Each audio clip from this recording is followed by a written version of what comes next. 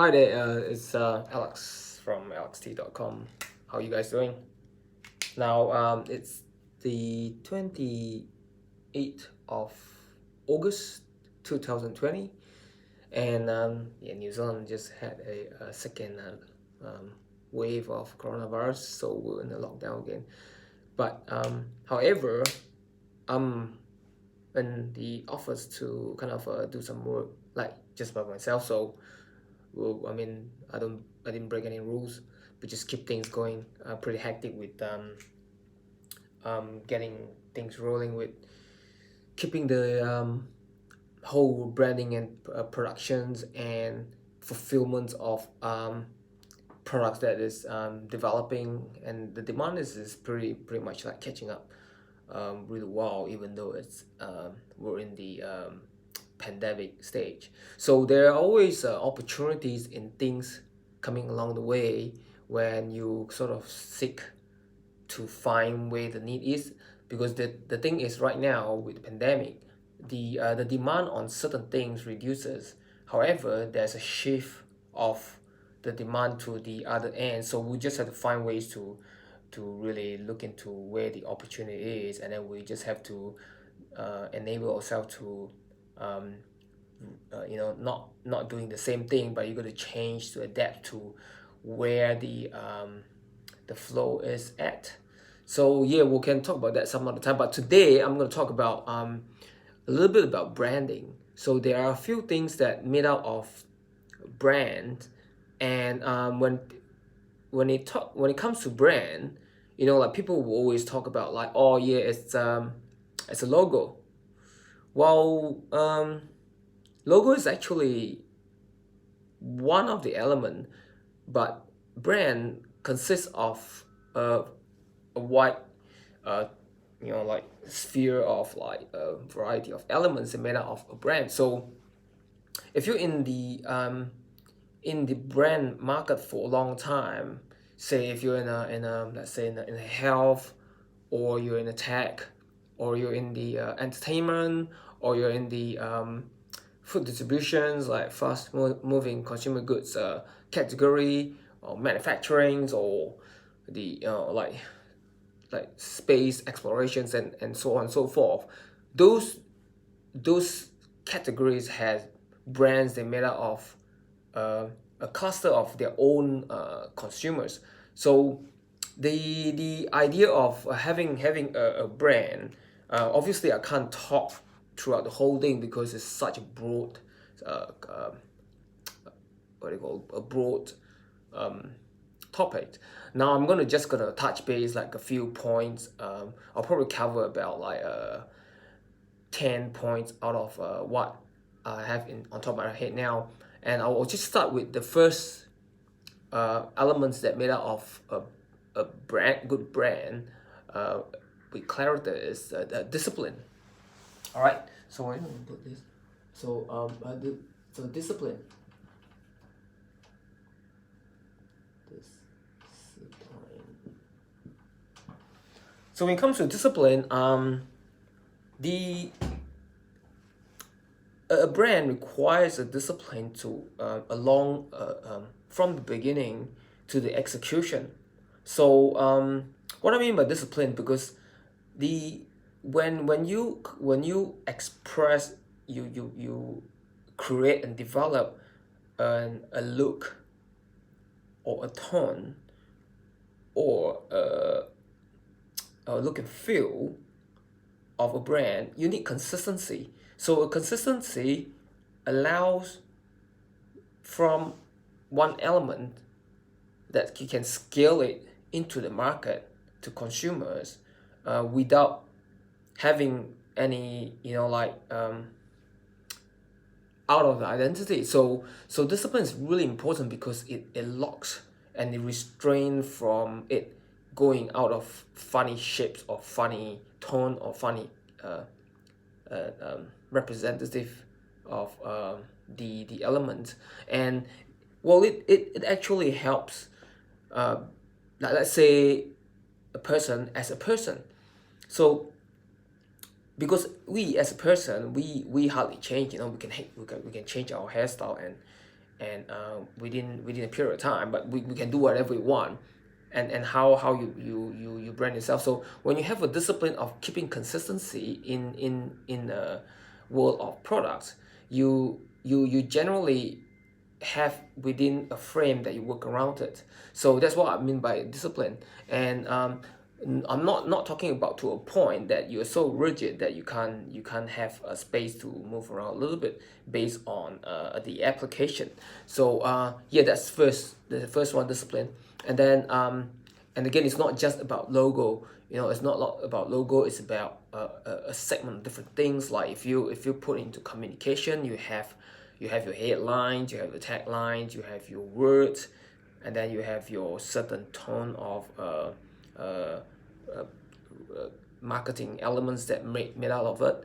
And so that's discipline. Now the second one is deliberate action. Deliberate differentiation, not deliberate action. Deliberate differentiation. So define the difference. So deliberate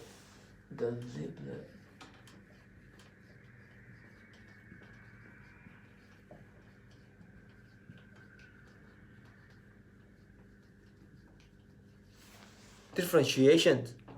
Oh, my handwriting looks like it's going the other side. Must be the lens. Now, deliberate differentiation. So, yeah, well, if you can't differentiate your brand, you're not gonna stand out on the market, because there are too many copycats around the market as well. Because um,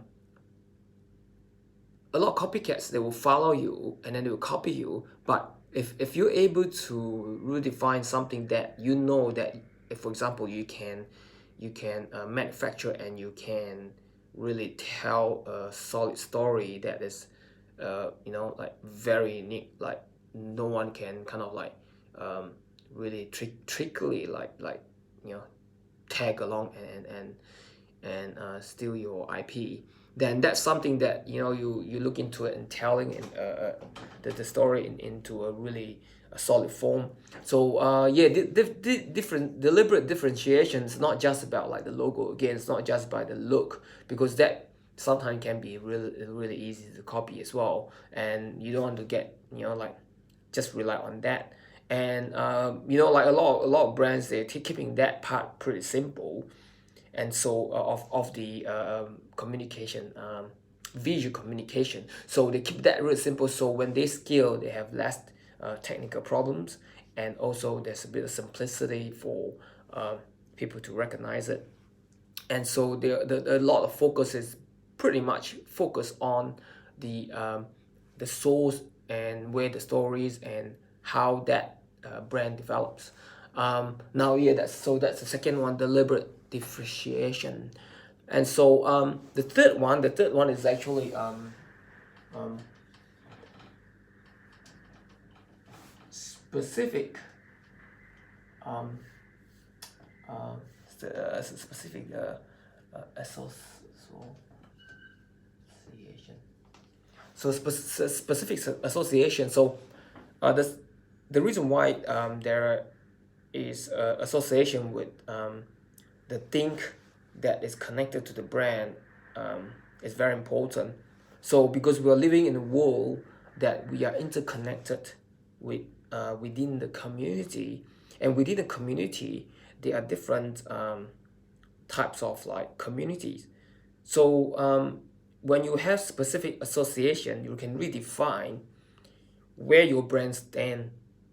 And so again, these when you get that specific right, you are much less confused as a broad brand, right? So when you associate with something, say for example, like if your brand is has an element to being environment friendly, then you are associating yourself and exercising that brand for with association to that sort of goals. Like coming up with packaging that are basically like 100% recycle. Recyclements means you can all the products either in the within that recycle numbers or paper or biodegradable packaging that you use, and down to the cartons, they are all recyclable. So there are a lot of great manufacturers. They're putting a lot of effort in R&D to really make that happen, and I believe that that is really highly valuable in the world of getting a good brands out there, because that's also part of environment responsibility. Now the fourth one is like having a simple language and or mark that can be easily understand. Simple language or symbol. So like when it so look at if you look at thousand years ago, symbol is always the first beginning of the caveman. Like symbol, because we human, even like animals, we have eyes that really have complex like you know an analyzing ability, like to a point like it's so good that we just look at it in 3 seconds, we recognize certain things because your brain has a really powerful ability to recognize symbols, and shapes and symbol will be the first thing that you really kind of click and catch it. And then the more you look at it, the more you can click it really easily. Just like, for example, like apples, it's a one apple with the one, apple, but I'm just drawing this just to give you an idea with a bite. So they keep it really simple. It's just on every product that they have, and that's all you have it as a symbol. And symbol is a very powerful way to communicate a brand. And like the a lot of people try to copy and try to sort of you know make it look like an apple. I think they probably don't stand a chance, because they got like all the intellectual property or protected that symbol. And visually, if you look at it, it was really similar. Then man, you got to be really careful with that. And so mark symbols, and even you can come down to like language as well, because certain language, if you use certain phrase in language that within your uh, differentiation, like environment friendly, and then you have a tagline of keeping the world clean, pure, and original, or something like this, and then you just emphasize that all your communications wordings all kind of links to your tagline. And so you got a clear information, like clear communication throughout your campaign. So cool. And then with next one is brand that deliver promise.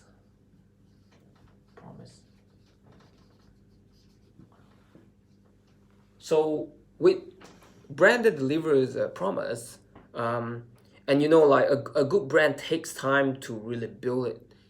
And when you build a good brand, you generally have what you call, like like what we did from the start, like discipline, deliberate differentiation, specific association, similar language, symbols, logos, and visual communication. And then when your product is out in the market, and when your business is steadily repeating with steady sales, and that's where you gotta keep delivering that promise, that like if your brand is about quality over quantity, then you have to deliver that quality products over quantity. So it can be not super produced. It can be handmade, for example, or well crafted, with by hand.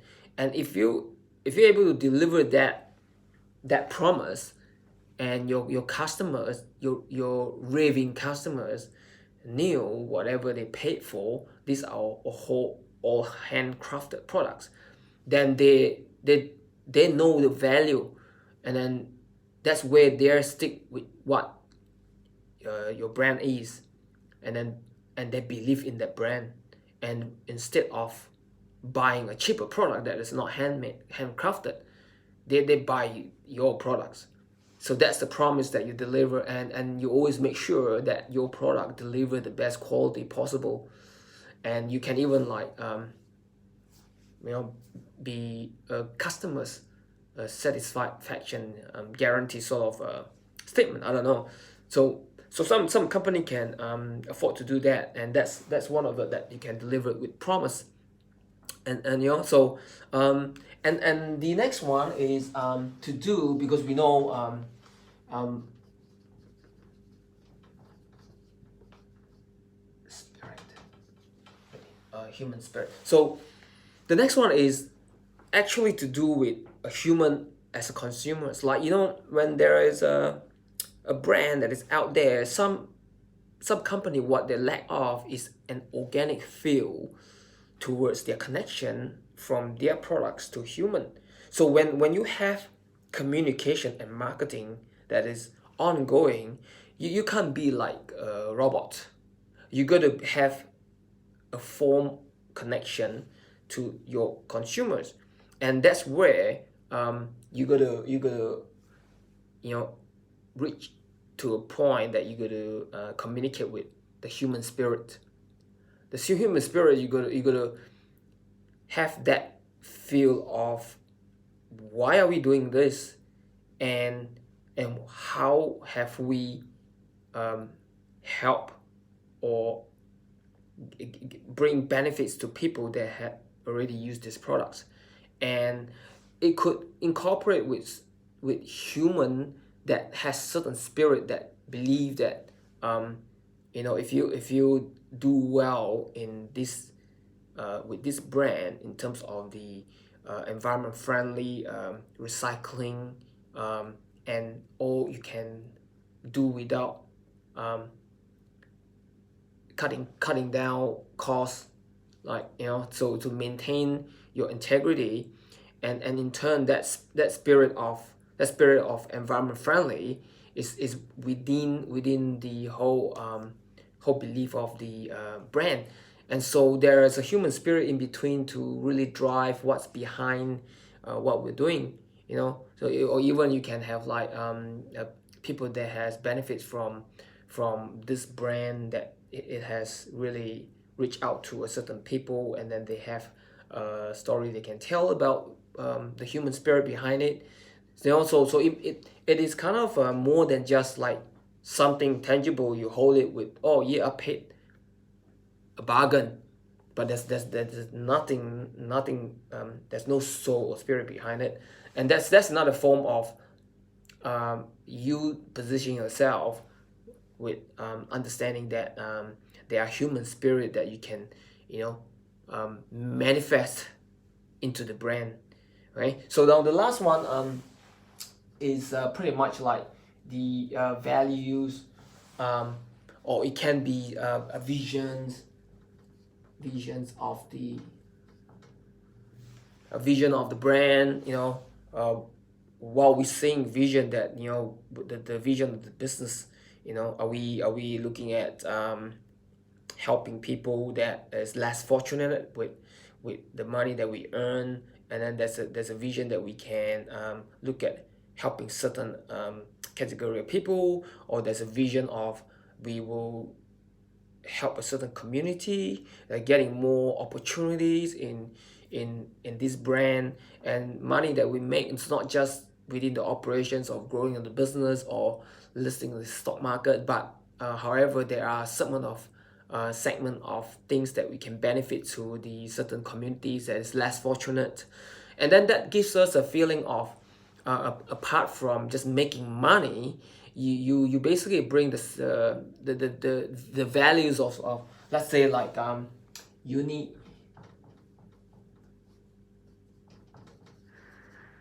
yeah, unify human. Like we have a world now that has been broken, and like it's just human nature. Like we have been broken down and really tear certain community apart, and like there's a sense of a lack of unity in humanity. But I truly believe that business is not just focusing on the money game, can make a difference to unify humanity. So we do have a role to really look into unifying human with this vehicle. So a brand is an opportunity to really get gear into this state and really say, hey, we in the communication we can implement messages through the communication to unify human being. So yeah, I hope this short little videos can actually help you in terms of understanding why are we doing what we're doing. So the focus is not really just getting the profit, because profit is the symptoms of what we have aligned ourselves within a couple of these points. Now these are just a few points. It's not fully, probably not fully representing the whole uh, spheres of this branding, but it will give you an idea when you're trying to come up with a company or a brand. These are something that you can think about and consider in the long term, right? We're not talking about a short term strategy. We're going to talk about like a long term, something that in your heart that you want to build, that you really want to see yourself planting a seed for the next 10-20 years that you can build. So it's less technical for a start, but it's more kind of give you a feel of your purpose and why you start the brand. And hey, yeah, guys, if you like this video, feel free to really click the subscribe button and share it to your friends. Yeah, well, thank you so much if you share it to your friends, and I hope they get a value out of it. And if you have any questions, feel free to comment below, and then I'll reply personally and immediately, or if not, as soon as possible. Yeah, well, see you again next video, and I hope you stay safe. And yeah, peace.